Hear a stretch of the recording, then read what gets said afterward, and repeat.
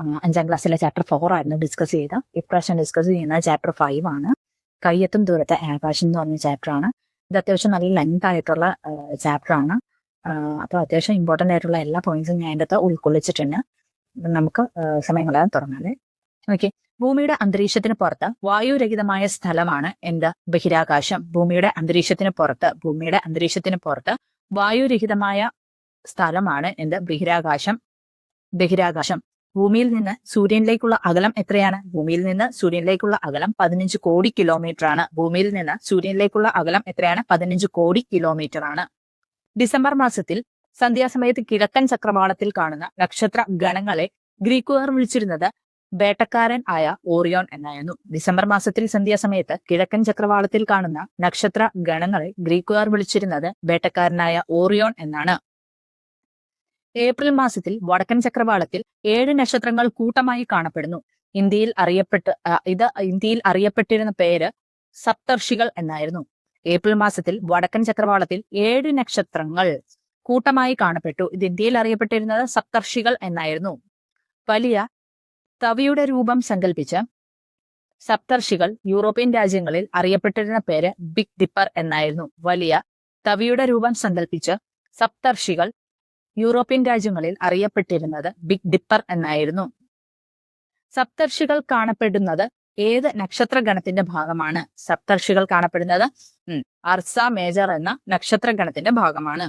ഭൂമിയുടെ ഏറ്റവും അടുത്തുള്ള നക്ഷത്രമാണ് സൂര്യൻ. ഭൂമിയുടെ ഏറ്റവും അടുത്തുള്ള നക്ഷത്രം ഏതാണ്? സൂര്യൻ.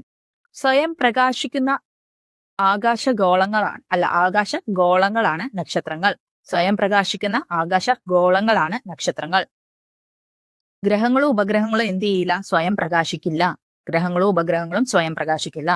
സൂര്യനും സൂര്യന് ചുറ്റുന്ന ഉപഗ്രഹങ്ങളും മറ്റനേകം വസ്തുക്കളും ചേർന്നതാണ് എന്ത്? സൗരയൂഥം.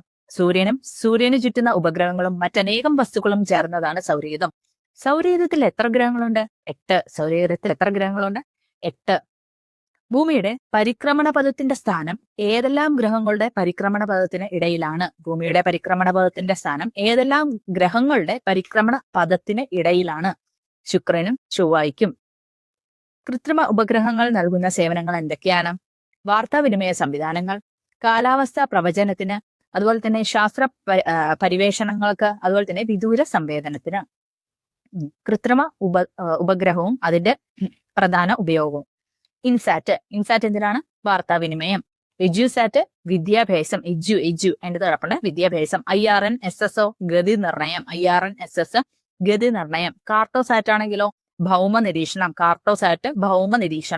ഇനി അസ്ട്രോസാറ്റ് ആണെങ്കിലോ ജ്യോതിശാസ്ത്ര പഠനം. അസ്ട്രോളജി ജ്യോതിശാസ്ത്ര പഠനം. അപ്പം അസ്ട്രോസാറ്റ് ജ്യോതിശാസ്ത്ര പഠനം.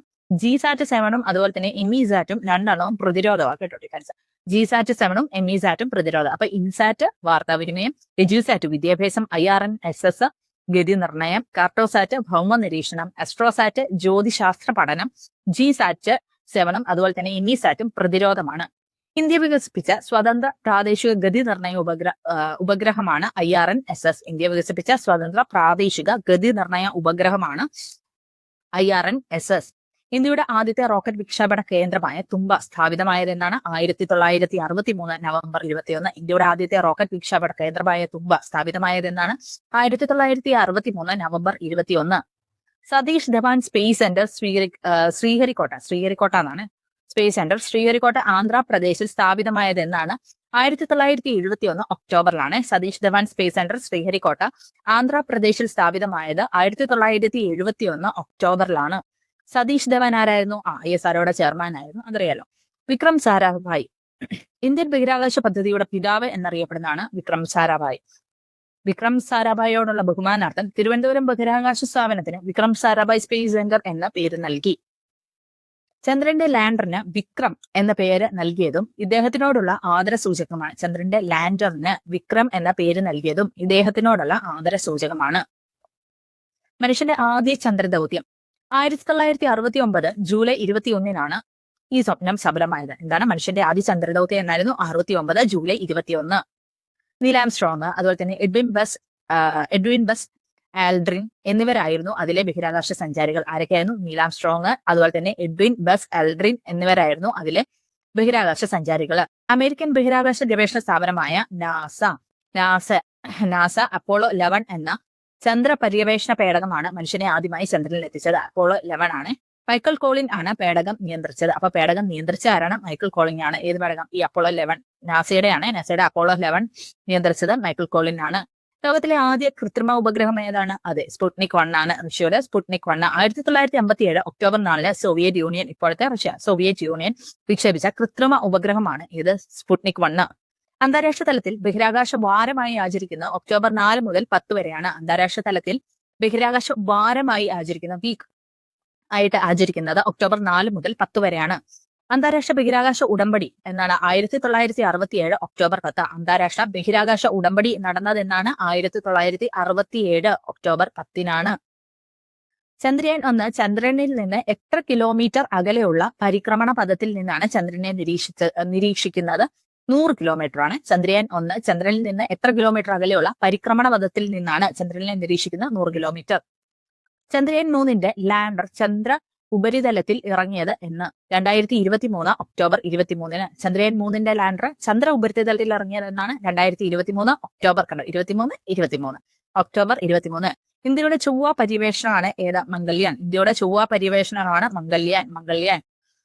ഗലീലിയോ കണ്ടുപിടിച്ച 4 ഉപഗ്രഹങ്ങൾ ഏത് ഗ്രഹത്തിൻ്റെതായിരുന്നു? അതെ, വ്യാഴത്തിൻ്റെതായിരുന്നു. ഗലീലിയോ കണ്ടുപിടിച്ച 4 ഉപഗ്രഹങ്ങൾ ഏത് ഗ്രഹത്തിൻ്റെതായിരുന്നു? വ്യാഴം ഏറ്റവും വലിയ ഗ്രഹം വ്യാഴം. ദ സ്റ്റോറി മെസഞ്ചർ എന്ന ജ്യോതിശാസ്ത്ര ഗ്രന്ഥത്തിന്റെ ഉപജ്ഞാതാവ് ഏതാണ്? ദ സ്റ്റോറി മെസഞ്ചർ ഗലീലിയോയുടെയാണ്. ദ സ്റ്റോറി മെസഞ്ചർ എന്ന ജ്യോതിശാസ്ത്ര ഗ്രന്ഥം ഗലീലിയോ. ഐസക് ന്യൂട്ടനെ കുറിച്ച് പറയുകയാണെങ്കിൽ 1687 ഗുരുത്വാകർഷണം ചലന നിയമം എന്നിവയെ വിശദീകരിക്കുന്ന പ്രിൻസിപ്പിയ എന്ന ഗ്രന്ഥം പുറത്തിറക്കി. ന്യൂട്ടന്റെ പ്രിൻസിപ്പിയ. പ്രകാശത്തിന്റെ കണികാ സ്വഭാവം വ്യക്തമാക്കുന്ന കണികാ സിദ്ധാന്തം ഇദ്ദേഹത്തിന്റെ സംഭാവനയാണ്. കണികാ സിദ്ധാന്തം. ആദ്യത്തെ റിഫ്ലക്ടറിംഗ് ടെലസ്കോപ്പ് നിർമ്മിച്ചത് ന്യൂട്ടനാണ്. 2005 റോയൽ സൊസൈറ്റി നടത്തിയ അഭിപ്രായ സഭയിൽ നൂറ്റാണ്ടിലെ ഏറ്റവും സ്വാധീനശക്തനായ ശാസ്ത്ര പ്രതിഭയായി തിരഞ്ഞെടുക്കപ്പെട്ടു ന്യൂട്ടൻ. ആൽബർട്ട് ഐൻസ്റ്റീനെ കുറിച്ച് പറയുകയാണെങ്കിൽ ആധുനിക ഭൗതിക ശാസ്ത്രത്തിന്റെ പിതാവാണ് ആൽബർട്ട് ഐൻസ്റ്റീൻ. ഫോട്ടോ ഇലക്ട്രിക് എഫക്റ്റിനെ സംബന്ധിച്ച പുതിയ നിയമം രൂപകൽപ്പന ചെയ്തു. 1921 ഭൗതിക ശാസ്ത്രത്തിനുള്ള നോബൽ പുരസ്കാരം ലഭിച്ചു. 1999 ഇന്നത്തെ Time magazine person of the സെഞ്ചുറിയായി തിരഞ്ഞെടുക്കപ്പെട്ടു. നോബൽ സമ്മാനം കിട്ടിയത് എന്നാണ്? 21 ഭൗതിക ശാസ്ത്രത്തിന്. സ്റ്റീഫൻ ഹോക്കിൻസിനെ കുറിച്ച് പറയുകയാണെങ്കിൽ ബ്രീഫ് ഹിസ്റ്ററി ഓഫ് ടൈം എന്ന ശാസ്ത്ര ഗ്രന്ഥം രചിച്ചു. ഭൗതിക ശാസ്ത്രജ്ഞനായ റോജൻ റോസുമായി ചേർന്ന് singularities and geometry of space time എന്ന ഗ്രന്ഥം രചിച്ചു. ആരുമായിട്ട് ചേർന്നാണ്? റോജൻ റോസുമായിട്ട് ചേർന്ന്. ആകാശ നിരീക്ഷണത്തിന് ഉപയോഗിക്കുന്ന സോഫ്റ്റ്വെയർ ആണ് KSTAR-ഉം അതുപോലെ തന്നെ സ്റ്റെല്ലറിയും. ഏതൊക്കെയാണ് ആകാശ നിരീക്ഷണത്തിന് ഉപയോഗിക്കുന്ന സോഫ്റ്റ്വെയർ? KSTAR-ഉം അതുപോലെ തന്നെ സ്റ്റെല്ലറിയും. ഇനി അന്താരാഷ്ട്ര ബഹിരാകാശ നിലയം ഭൂമിയിൽ നിന്ന് ഏകദേശം 420 കിലോമീറ്റർ. എത്ര കിലോമീറ്റർ? 420 കിലോമീറ്റർ അകലെയാണ് സ്ഥിതി ചെയ്യുന്നത്. 92.68 മിനിറ്റിനുള്ളിൽ ഭൂമിയെ ചുറ്റിയുള്ള ഒരു പരിക്രമണം പൂർത്തിയാക്കുന്നു. 92.68 മിനിറ്റിനുള്ളിലാണ് ഭൂമിയെ ചുറ്റിയുള്ള ഒരു പരിക്രമണം പൂർത്തിയാക്കുന്നത്. ഒരു ദിവസം 16 തവണ ഭൂമിയെ ചുറ്റുന്നുണ്ട്. ഒരു ദിവസം എത്ര തവണ? 16 തവണ ഭൂമിയെ ചുറ്റുന്നുണ്ട്. America, Russia, Japan, Europe, Canada എന്നീ രാജ്യങ്ങളിലെ ബഹിരാകാശ ഏജൻസികൾ ചേർന്ന് നിർമ്മിച്ചത്. America, Russia, Japan, Europe, Canada എന്നീ രാജ്യങ്ങളിലെ ബഹിരാകാശ ഏജൻസികൾ ചേർന്നാണ് ഇത് നിർമ്മിച്ചത്. സോവിയറ്റ് യൂണിയൻ വിക്ഷേപിച്ച ലോകത്തിലെ ആദ്യ ബഹിരാകാശ നിലയം ഏതാണെന്ന് ചോദിച്ചാൽ സല്യൂട്ട് 1 എന്ന് പറഞ്ഞാണ്. സോവിയറ്റ് യൂണിയൻ വിക്ഷേപിച്ച ലോകത്തിലെ ആദ്യ ബഹിരാകാശ നിലയം ഏതാണ്? സല്യൂട്ട് 1 ആണ്. ആദ്യത്തെ മോഡുലാർ ബഹിരാകാശ നിലയം ഏതാണ്? മിർ ആണ്. ആദ്യത്തെ മോഡുലാർ ബഹിരാകാശ നിലയം ഏതാണെന്ന് ചോദിച്ചാൽ മിർ ആണ്. അത് സോവിയറ്റ് യൂണിയൻ വിക്ഷേപിച്ചതാണ് മിർ. ഓക്കെ, ഇതും സോവിയറ്റ് യൂണിയൻ വിക്ഷേപിച്ചത് കേട്ടോ, ആദ്യ ബഹിരാകാശം. അതുപോലെ തന്നെ ആദ്യത്തെ മോഡുലാർ ബഹിരാകാശ നിലയം മിർ ആണ് കേട്ടോ, മിർ. അമേരിക്കയുടെ ആദ്യത്തെ ബഹിരാകാശ നിലയമാണ് ഏത്? സ്കൈലാബ്. അമേരിക്കയുടെ ആദ്യത്തെ ബഹിരാകാശ നിലയമാണ് സ്കൈ ലാമ്പ്. ചൈനയുടെ ബഹിരാകാശ നിലയങ്ങൾ ഏതൊക്കെയാണ്?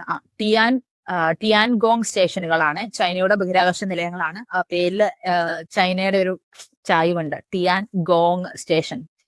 ടിയാൻഗോങ് സ്റ്റേഷൻ ആണ്. ഒരു സ്ഥലത്തിന്റെ വസ്തുവിന്റെയോ സ്ഥാനം ഒരു സ്ഥലത്തിന്റെ വസ്തുവിന്റെയോ സ്ഥാനം വിദൂരമായി തിരിച്ചറിയാൻ സഹായിക്കുന്ന ഒരു ഉപഗ്രഹ നാവിഗേഷൻ സംവിധാനമാണ് ഗ്ലോബൽ പൊസിഷനിങ് സിസ്റ്റം.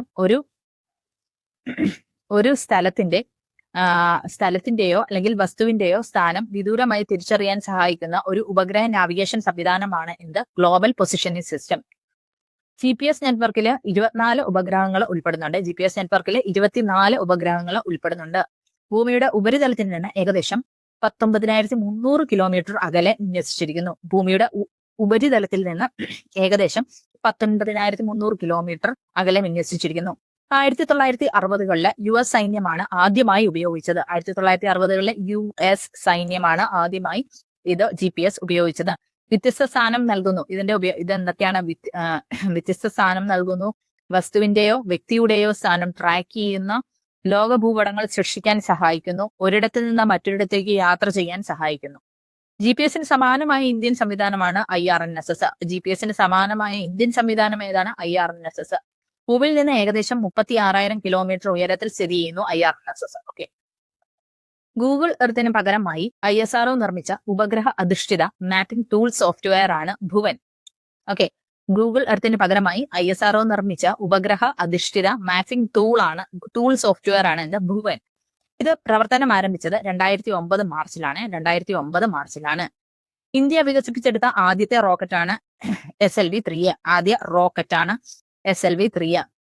തുമ്പ റോക്കറ്റ് വിക്ഷേപണ കേന്ദ്രം സ്ഥാപിതമായത് 1963 നവംബർ 12-നാണ്. തുമ്പ റോക്കറ്റ് വിക്ഷേപണ കേന്ദ്രം സ്ഥാപിതമായത് 1963 നവംബർ 12-നാണ്.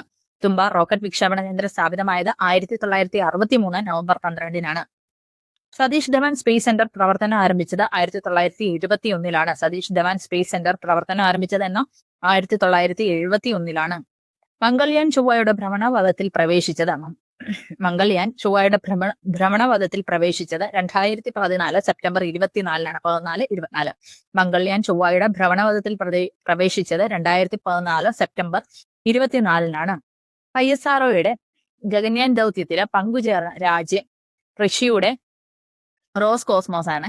ISROയുടെ ഗഗൻയാൻ ദൗത്യത്തിൽ പങ്കുചേരുന്ന രാജ്യം റഷ്യയാണ്. അപ്പൊ റഷ്യയുടെ റോസ്കോസ്മോസ് ആണ്. Roscosmos. Aditya L1 launching vehicle ഏതാണ്? PSLV-XL. Aditya L1 launching vehicle ആണ് PSLV-XL. ബഹിരാകാശ ഗവേഷണ സ്ഥാപനങ്ങളും അതുപോലെ തന്നെ ഏജൻസികളും. ഓക്കെ. രാജ്യം അതുപോലെ തന്നെ ബഹിരാകാശ ഏജൻസി. ഇന്ത്യയുടെ ഏതാ? ISRO, Indian space research organisation. America NASA, national aeronautics and space administration. Russia വരുമ്പോഴോ അതാണ് റോസ്കോസ്മോസ്. നമ്മൾ നേരത്തെ പറഞ്ഞില്ലേ. യൂറോപ്യൻ രാജ്യങ്ങളോ? യൂറോപ്യൻ സ്പേസ് ഏജൻസിയാണ്. ജപ്പാന്റെയോ JAXA ആണ്. ജപ്പാൻ എയറോസ്പേസ് എക്സ്പ്ലോറേഷൻ ഏജൻസിയാണ്. അതുപോലെ തന്നെ China national space administration, CNSA, China national space administration. അപ്പം ഇത്രയൊക്കെയാണ് ഈ ചാപ്റ്ററിൽ നിന്നുള്ളത്. ഇമ്പോർട്ടന്റ് ആയിട്ടുള്ള പോയിന്റ്സ് ആണ് ഞാൻ എടുത്തിട്ടുള്ളത്. അപ്പൊ ഇത് എല്ലാവർക്കും യൂസ്ഫുൾ ആകുമെന്ന് ഞാൻ വിശ്വസിക്കുന്നു. ഓക്കെ. വീഡിയോ ഇഷ്ടപ്പെട്ട ലൈക്ക് ചെയ്യുക, ഷെയർ ചെയ്യുക, സബ്സ്ക്രൈബ് ചെയ്യുക.